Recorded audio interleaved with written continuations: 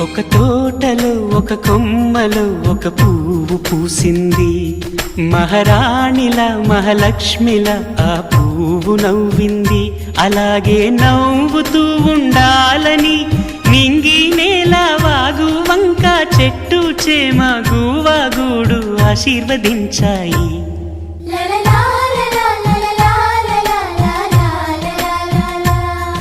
ఒక తోటలో ఒక కొమ్మలో ఒక పువ్వు పూసింది. మహారాణిలా మహాలక్ష్మిలా ఆ పువ్వు నవ్వింది.